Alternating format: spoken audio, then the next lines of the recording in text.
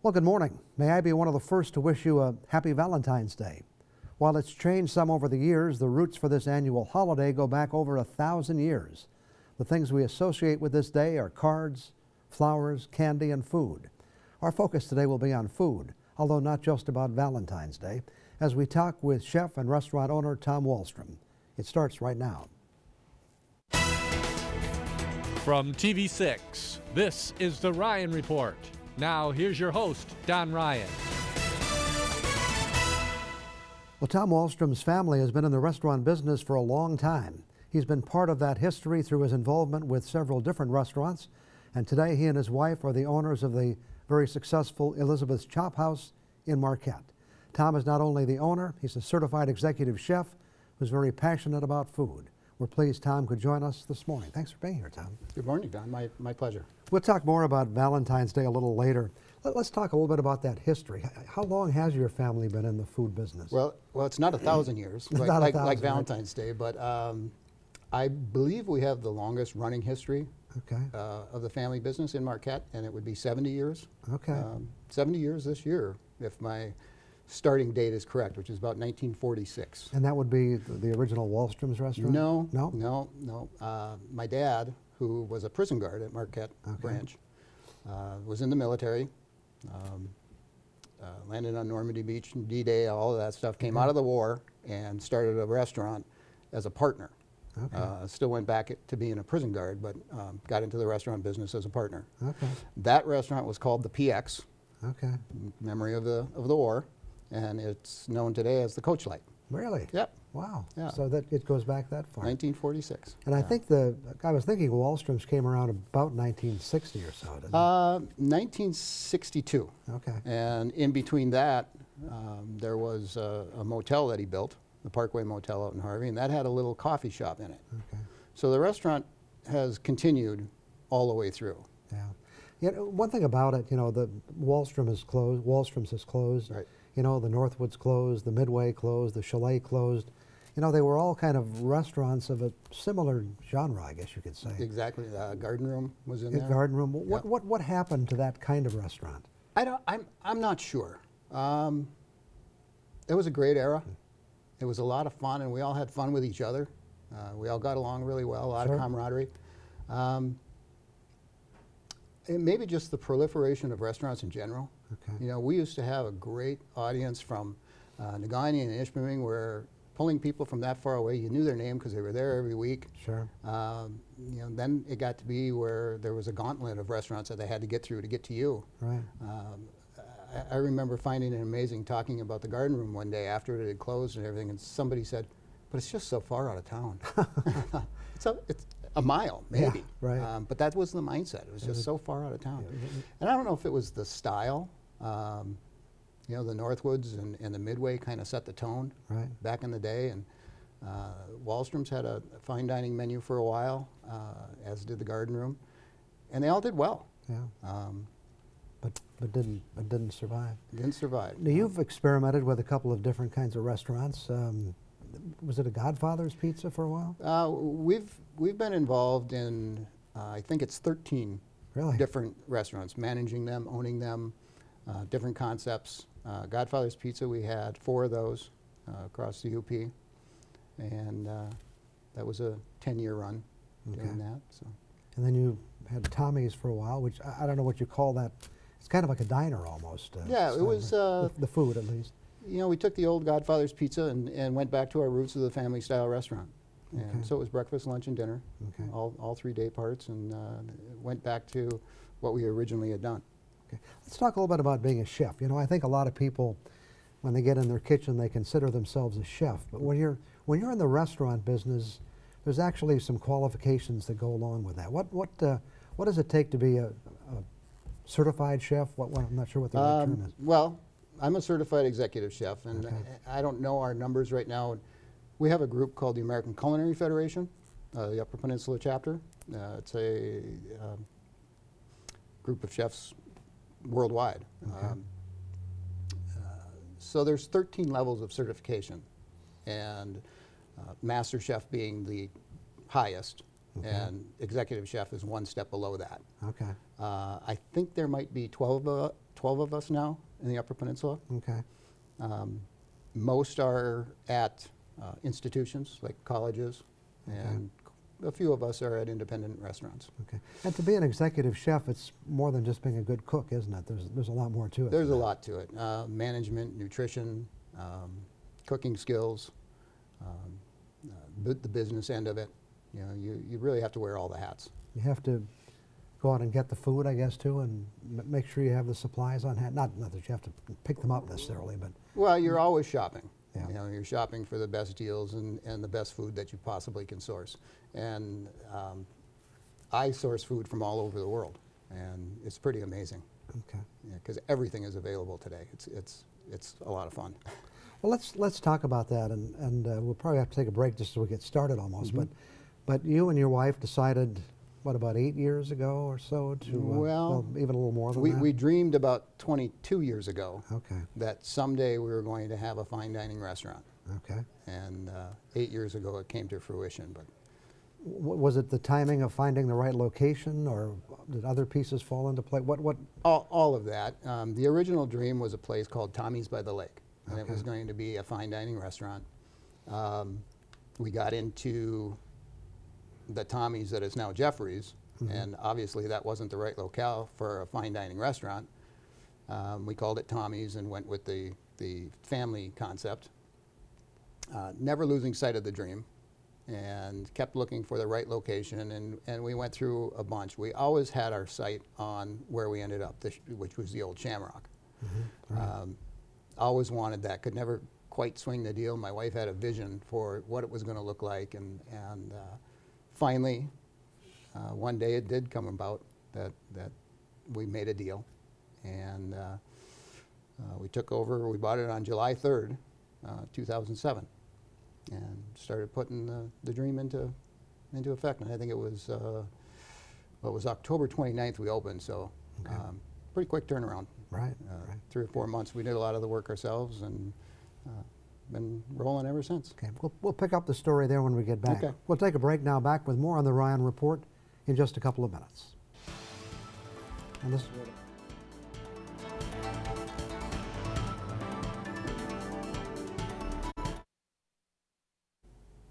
Our guest this morning is Tom Wallstrom, talking about the restaurant business. Tom he and his wife are the owners of Elizabeth's Chop House in Marquette. Let's talk about the restaurant a little bit. We were talking before the break. You've selected the fine dining category, you know, and that's a challenging category, isn't it? It is. It is. What you've been successful at it, others have not. What makes the difference? You know, we were chasing a dream, and I think the difference is passion, commitment to quality and service, and not ever being willing to yield to the pressures that might make you want to change that. And I've had guests come up to me and kind of take me by surprise and just say, you know, thank you for never diminishing the quality of your product or service. And my response is, thank you for noticing. Right. Yeah. So. Well, you know, and when I say some have tried it and not been successful, it seems like, you know, it became a place where people would go on special occasions, but Right. you can't make a restaurant work on people just going there on their anniversary. Well, and I say that we are a special occasion place. I just hope there's lots of special occasions, birthdays, anniversaries, new job, new house, whatever they may be. And for a lot of people, that's what we are. Thankfully, we have a lot of regular customers, some as many as 2-3 times a week, Really. which is excellent. But and really carried us through that 07 through 2012 period. You know, Sure. we started a fine dining restaurant in October 2007. In November, they said it's an official recession. I thought, Yes, great right. timing on my Right, part. But yeah. so, you know, what has made the difference for us? I think that one thing, the commitment to excellence and quality, service and quality.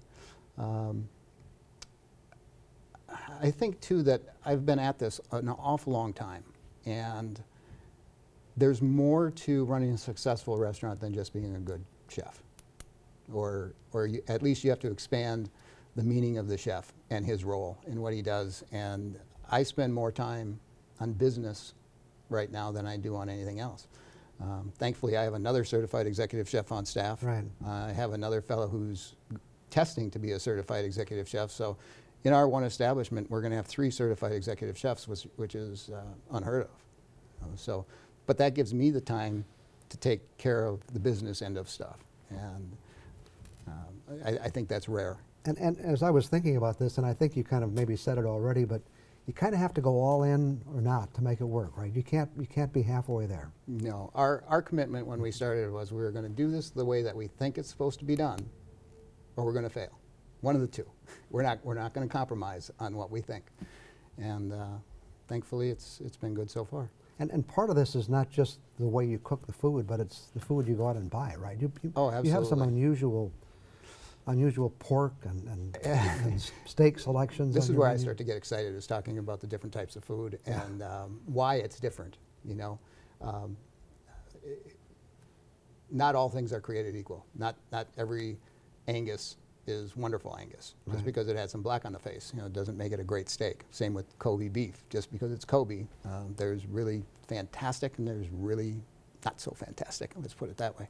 But I source food from all over the world, and it's exciting and it's fun. And I think it's entertaining to our guests. So. And I think I noted that one of the steaks you serve, there are only 2 per steer. The bone-in tenderloin. Yeah. Yeah, and the easiest way to imagine that is on a porterhouse steak, everybody likes that tenderloin side, but it's not big enough. So Right. this is all of that is, but it's 12 ounces of that. So you Okay. can imagine the cattle starts to get smaller as you go down the line. Yeah. You know, so, but you mentioned the pork also, and it takes me about 2 weeks from the time I order it to actually get that in the door. It's a Duroc-sired pork, very strict requirements for how it's raised and everything else, and they don't slaughter it until I order it, and it eats like probably no pork you've ever had. It eats like a steak. It's fantastic. I've got a lot more questions. Okay. We'll get back to them in just a minute. Back with more on the Ryan Report after we take one more break.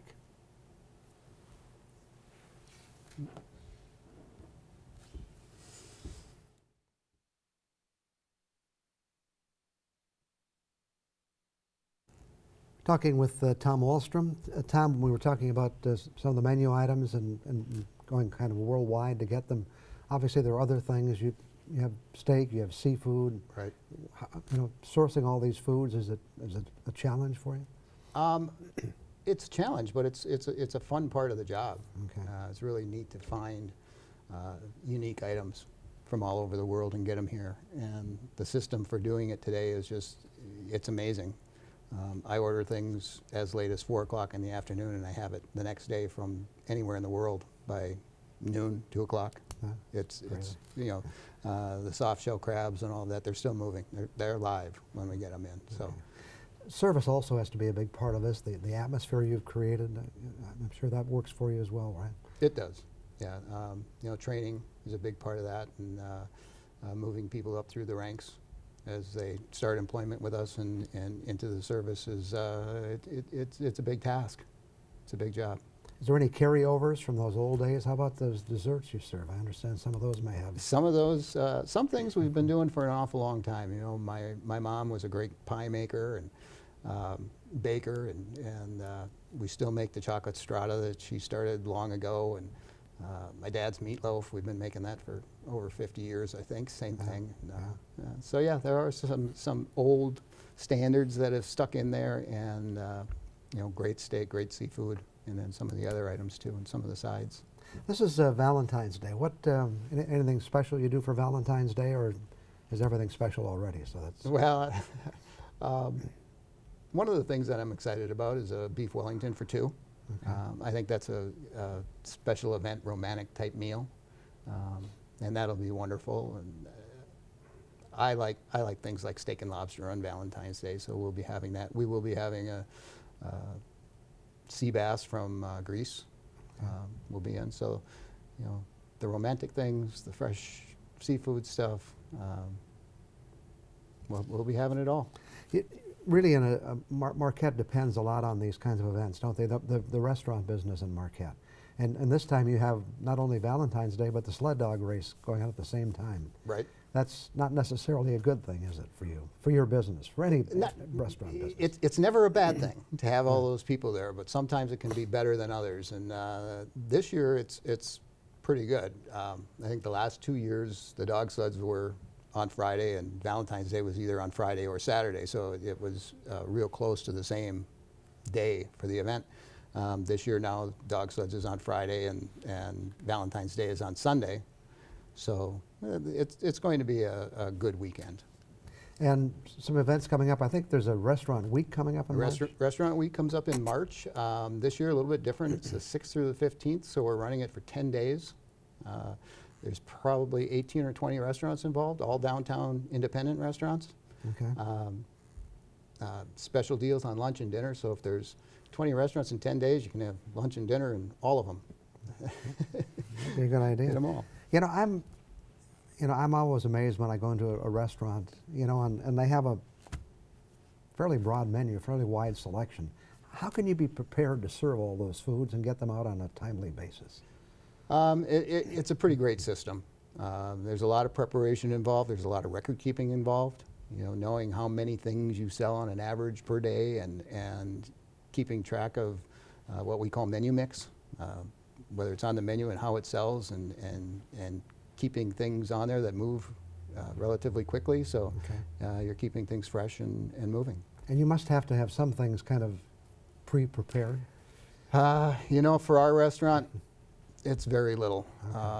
Almost everything is, in our industry, what we call a la minute, at the minute, which gives us so much latitude. When people have special diets and everything, sometimes they're a little leery about asking, can we do it with this or without this? And yes, we can, because we're making it right then.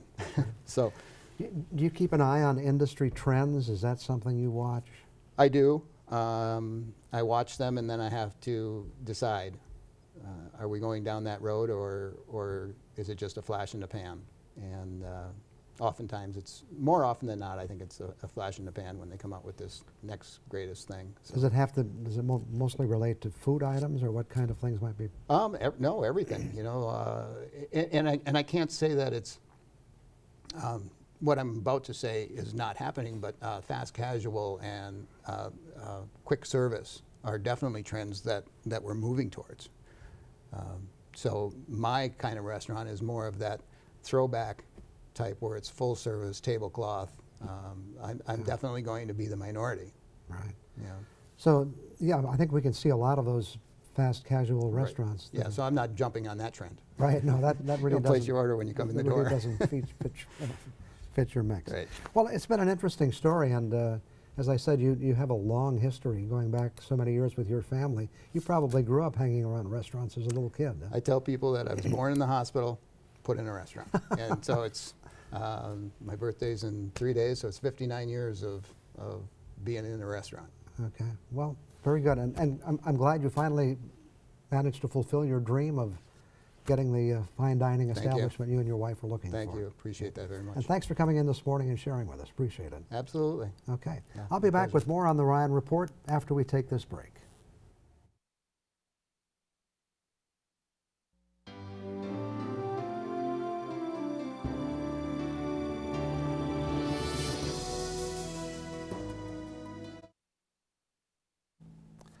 So it's Valentine's Day, a day actually named for St. Valentine.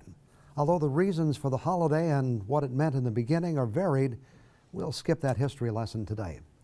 Valentine's Day is the day when kids in school exchange valentines with their classmates. There's not a lot of sentiment to it, just an exchange of friendly greetings.